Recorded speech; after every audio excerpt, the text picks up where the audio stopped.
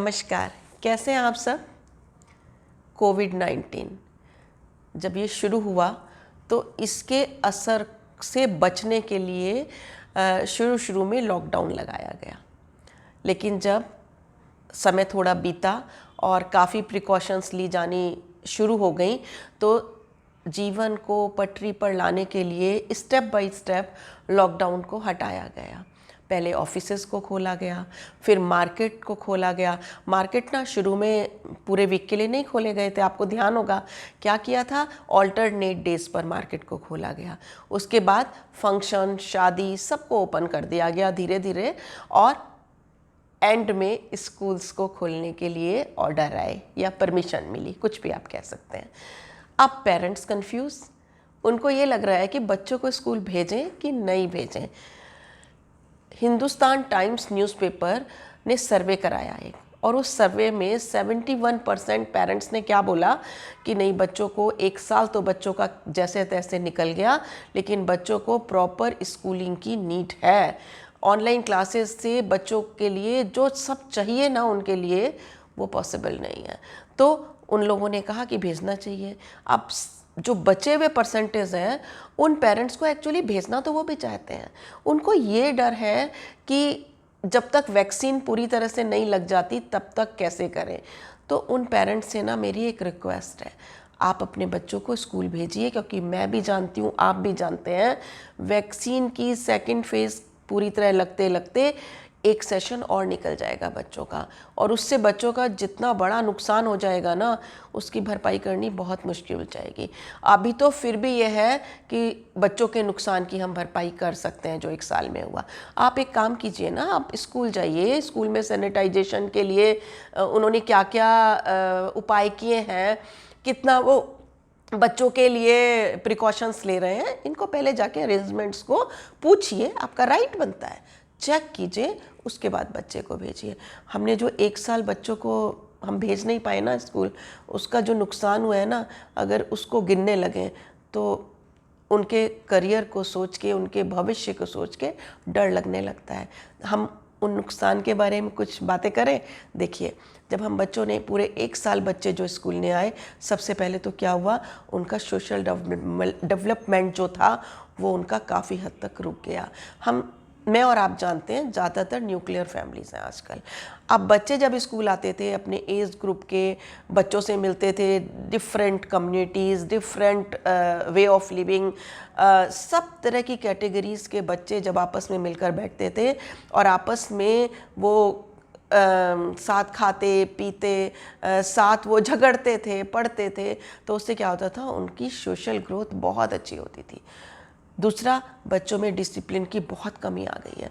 बच्चे सारा दिन घर में रहते हैं, स्कूल जाते नहीं हैं, अपना किसी समय भी उठना है, किसी समय भी पढ़ना है, किसी समय भी सोना है, किसी समय भी खेलना है, मतलब डिसिप्लिन की इतनी कमी आ गई जो उनकी बॉडी लैंग्वेज में डे टू डे दिखना शुरू हो गया है, और ये ठीक नहीं है। उनकी ईटिंग हैबिट्स बहुत बुरी तरह से बिगड़ती जा रही हैं, क्योंकि घर में रहकर बच्चे एक टाइम पर और जो सही हेल्दी डाइट खानी चाहिए थी वो प्रॉपर नहीं हो पा रहा है। वो उनको एक्चुअली घर में रहकर मन करता है, जैसे वीकेंड्स में होता था ना कि कुछ भी खा लेंगे, कुछ डिफरेंट चाहिए, अब उनको घर में रहकर मम्मा से रोज़ डिफरेंट चाहिए। इस खराब ईटिंग हैबिट्स की वजह से बहुत सारे जो बच्चों के डॉक्टर्स हैं उनका कहना है कि बच्चों की हेल्थ बिगड़ रही है, बच्चों का वेट बढ़ रहा है। और आप भी जानते हैं, वेट अगर बच्चों का बढ़ता है तो वो कंफर्टेबल फील नहीं करते, उनका कॉन्फिडेंस लूज़ होने लगता है। और बच्चे घर में रहते हैं ना तो पेरेंट्स को तंग करते हैं, तंग मतलब जिद करने लगते हैं। और कभी कभी पेरेंट्स क्या करते हैं, गुस्से में पहले डांटते भी हैं, फिर पिटाई लगा देते हैं, और बच्चे उनसे थोड़े ज़िद्दी और थोड़े चिड़चिड़े होते जा रहे हैं। कभी कभी पेरेंट्स ये भी करते हैं कि उनकी मांग ना सिर्फ इसलिए कि घर का माहौल ठीक रहे, उनकी मांग पूरी कर देते हैं, जिससे बच्चों के अंदर ये प्रवृत्ति पैदा होती जा रही है कि वो अपनी हर मांग पूरी करवाने की कोशिश कर रहे हैं। मेरे पास खुद पेरेंट्स ने आके इस बारे में डिस्कशन किया है। बच्चों का स्टडीज से फोकस हटता जा रहा है। हो क्या रहा है, उनके अंदर चीटिंग हैबिट्स बढ़ती जा रही हैं। मैंने खुद देखा कि एग्ज़ाम्स में ना जिन बच्चे जब स्कूल में बच्चे एग्ज़ाम देते थे तो बहुत बार बच्चों के जो मार्क्स थे, जिनके 50% बहुत मेहनत करके, बहुत स्टडीज़ में फोकस करके नहीं आ पाते थे, उन बच्चों के 95% से ज़्यादा मार्क्स आ जाते हैं ऑनलाइन जो एग्ज़ाम हो रहे हैं। और वो जो 5% कई बार बचते हैं ना, वो भी उन्होंने कुछ चीटिंग करते हुए भी मिस्टेक कर दी, उस वजह से आते हैं। और दुख तब होता है, सब पेरेंट्स तो नहीं, जब कुछ पेरेंट्स बच्चों की मदद करते हैं इस काम में, वो खुद बच्चों की हेल्प करते हैं चीटिंग करने में। तो बच्चों के अंदर क्या हो रहा है, कंपटीशन की फीलिंग ख़त्म होती जा रही है। बच्चों के स्कूल में आने से वो बहुत सारी एक्स्ट्रा को करिकुलर एक्टिविटीज़ करते थे, जिससे कि उनकी चहुमुखी विकास होता, तो उनके अंदर जो बहुत सारी प्रतिभा होती थी ना, वो निकल कर आती थी, तो वो सब छूटती जा रही है। मैं तो आपसे कहूँगी कि आपके बच्चे जो इस साल जो उनके निकला है, उसकी वजह से अपने से 2 साल 4 साल छोटे बच्चों से भी पिछड़ सकते हैं, जिसका नुकसान पता है क्या होगा, आगे उनकी स्टडीज़ पर होगा, क्योंकि उनकी जो आदतें इसमें बिगड़ गई हैं, और उसके बाद जब स्टडीज़ प्रॉपर नहीं होगी तो उसका असर उनके करियर पर होगा। और अगर करियर अच्छा नहीं होगा उनका, तो आप बताइए क्या वो अपने जीवन में खुश रह पाएंगे, यानी उनका फ्यूचर ही खराब हो जाएगा। तो मैं और आप दोनों जानते हैं बच्चों के लिए स्कूल कितना ज़रूरी है।